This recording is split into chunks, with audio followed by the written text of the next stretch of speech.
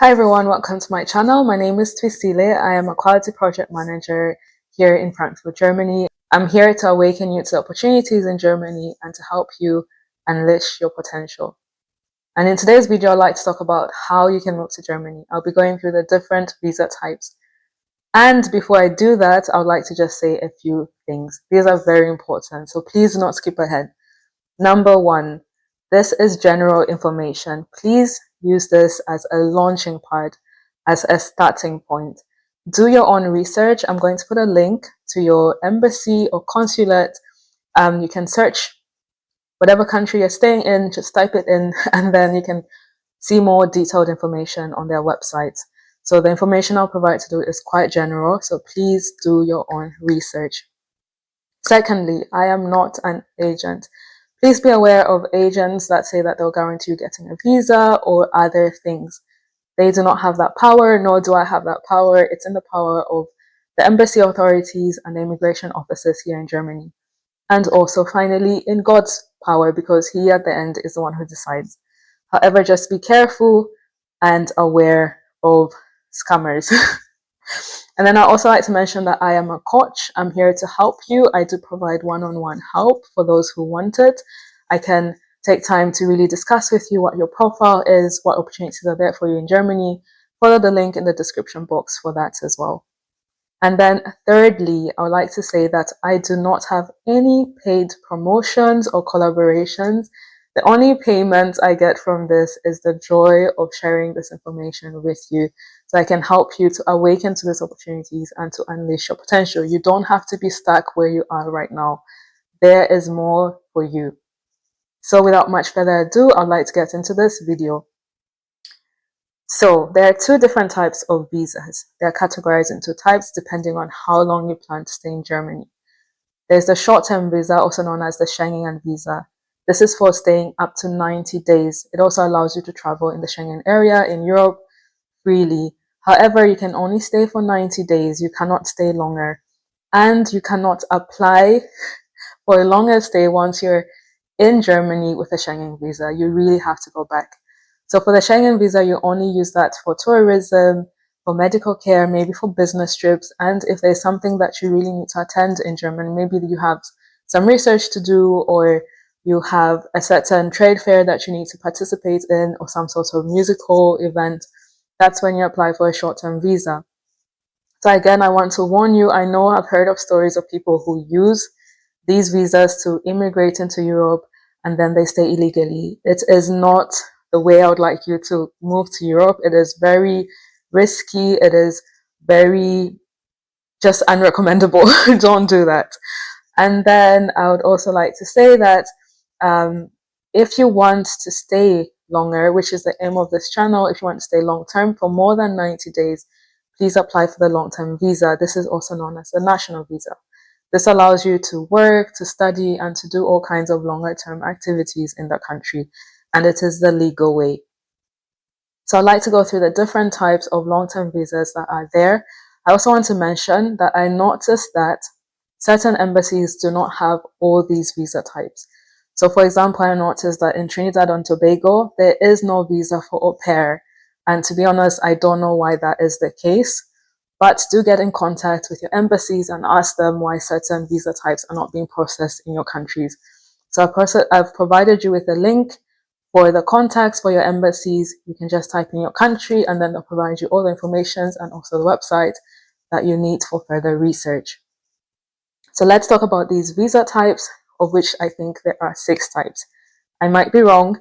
Again, I have a lot of notes, so from time to time I'll be looking down, and please do not be distracted by that. I just want to make sure I'm giving you all the important information I have for you. So without much further ado, let's go and look at these visa types. And the first one that I would really like to start with is the employment visa. So the employment visa, you require at least 2 things. Of course, you need your passport and other things, but you definitely need these 2 things. You need that your degree or diploma or whatever sort of study you've done is recognized in Germany. So that means they'll practically say that, okay, what you studied, the degree that you have is of the same standard as ours. The recognition process can be quite complicated, but I plan to make a video on that later on. So bear with me. but you do need recognition. In addition to that, you need a contract with your employer. So practically in that contract, they should also say how much you're earning, because the embassy wants to know, is this person going to be able to sustain themselves when they're in Germany? So you need to have that mentioned. And under the employment visa, there's something known as the EU Blue Card. This visa is like the premium visas for employment, and it's for specific occupations, but it doesn't mean that those of other occupations are not able to apply for this visa. The only unique thing about this is that it allows you to get a permanent resident permit faster than the other visa types. And the thing is that what you need here is a certain annual gross salary. So every year, the German government decides that maybe this year it's 50K, next year it's 60K, in this year it's 55,000 that you need to earn on an annual basis to apply for this visa type. And normally it's issued for people that are working in the STEM industries. That means you are a scientist, a tech, engineering, or manufacturing. Other people can also apply, but they also need to prove that they're earning enough money. Then you have the job seeker. This is a great one because it means you don't need to have a job to come into Germany, but you can actually come to Germany to find a job. So what do you need here? You also need your degree, your diploma, your certificate to be recognized. And this only allows you to stay in Germany for 6 months. So you have 6 months upon landing to look for a job and to settle down with that job.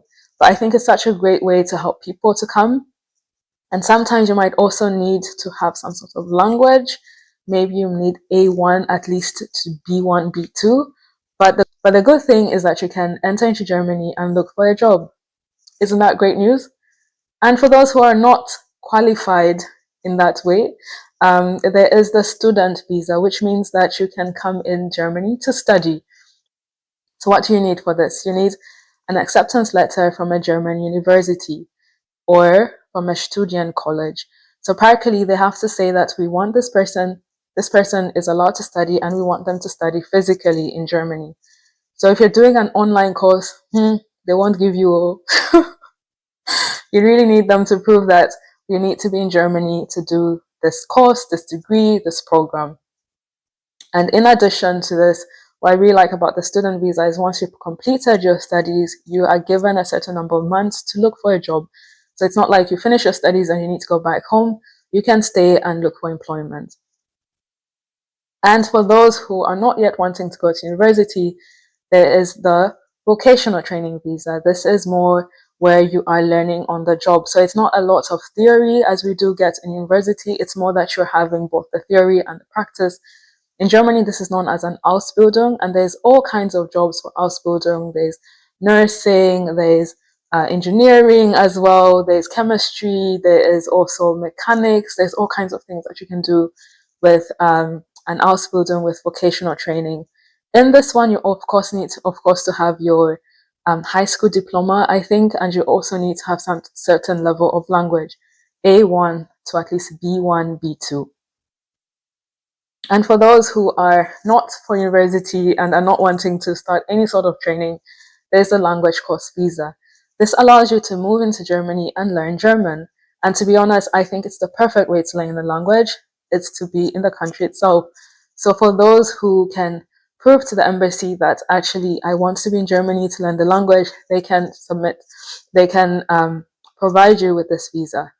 So what do you really need? In this case, you also need an approval from a language school, and you also need to show that you'll be able to support yourself whilst you're in Germany. So this is usually through a blocked account, which is also the same case with a student visa. You need to show that you're able to support yourself through a blocked account. And every year, the German government also says how much is needed on this block account. At the moment, I think it's between 10,000 and 11,000 euros, and you can only withdraw a certain amount of money per month. And for those who are not fitting in any of these other categories, we have the aupair visa. The aupair visa is for those who are aged between 18 and 26.